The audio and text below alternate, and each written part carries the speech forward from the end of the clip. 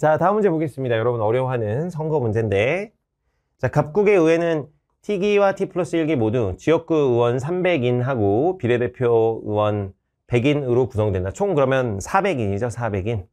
유권자는 지역구 의원 선출을 위해서 후보자에도 한 표를 던지고 비례대표 의원 선출을 위해서 정당에 한 표를 행사한다. 그래서 이제 투표할 때 2표 뽑는다 이거예요. 그래서 이제 지역구 후보에게 한 표 던지고 그 다음에 이제 비례대표 의원 선출을 위해서 정당에 이제 한 표를 던진다.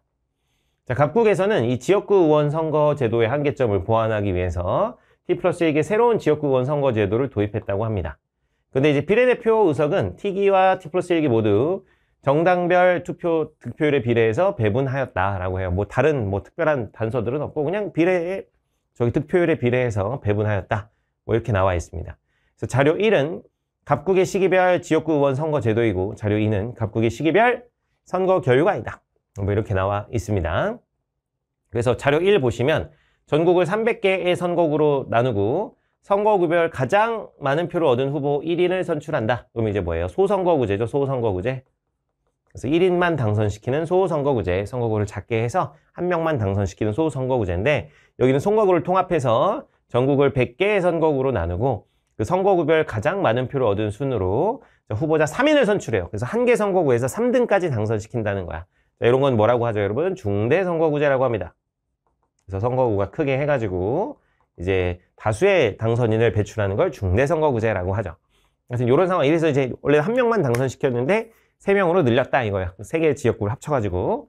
자, 자료 2를 보시면 여기 지역구 의석수가 짜자잔 이렇게 나와 있어요. 그래서 그 전에는 1등만 당선시키니까 큰 당인 A와 B가 이제 거의 싹쓸이 해가는 것을 볼 수가 있습니다. 근데 이제 3등까지 당선시키니까 지역구 의석에서 이제 C당과 D당도 이렇게 의석을 가져가는 것을 확인할 수가 있겠죠. 그리고 정당 투표 득표율을 보니까 이렇게 그냥 소수점 없이 깔끔하게 정수로 딱 떨어지죠. 다른 조건이 없기 때문에 그냥 정당별 득표율에 비례해서 배분했다라고 합니다. 그냥 저 조건만 딱 보면 되죠. 그래서 그러면은 요거 그냥 다 합쳐서 100%니까 그냥 요거를 그리고 이제 비례대표 의원 수도 그냥 몇 명이에요? 100인이에요, 100인. 그러면은 A당의 경우 100 곱하기 이제 비례대표 의석수가 총 100석이니까 100석 중에서 몇 석을 가져가는 거예요? 100분의 66입니다. 그래서 A당에서 가져갈 건 66석을 이제 비례로 갖게 되는 겁니다. 여러분 이해되죠?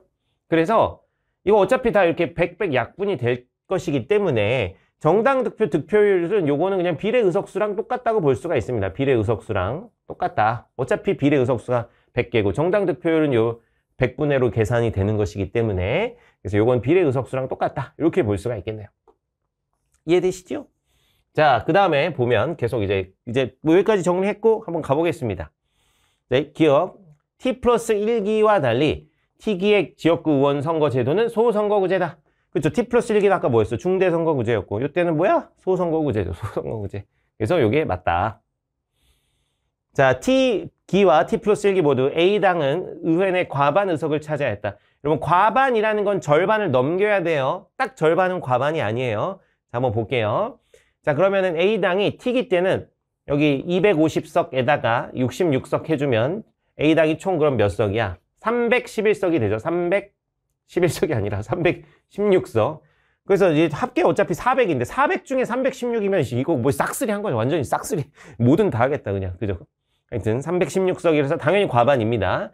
자, T 플러스 1기는 어떻게 되냐면 자, 여기 150이고 여기 50이니까 총 몇 석이다? 200석이다. 그럼 딱 절반이에요. 근데 제가 뭐라 그랬어요? 과반은 절반을 넘겨야 된다고. 그러니까 T 플러스 1기는 딱 절반이니까 과자가 넘기다는 뜻이야. 넘치다. 절반을 넘기지 못했습니다. 그래서 T기는 아니다. 과반이라는 거는 딱 절반을 넘겨야 됩니다, 여러분. 딱 절반은 과반이 될 수 없습니다. 그리고 틀렸고.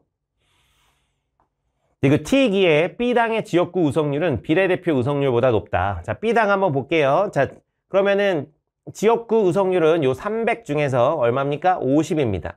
그래서 이 지역구 의석률은 여기 빼서 쓰면 300분의 얼마가 된다? 50이 된다. 물론 이제 곱하기 100 해줘야겠죠. 의석률이니까 곱하기 100. 일단 이렇게 두고 비례대표 의석률은 여기는 뭐 비례대표 의석률은 여기 딱 뭐 정당 득표율하고 똑같으니까 22%입니다. 22%. 22%. 자, 그럼 요거 약분 들어가면 3분의 얼마야? 3분의 50이죠.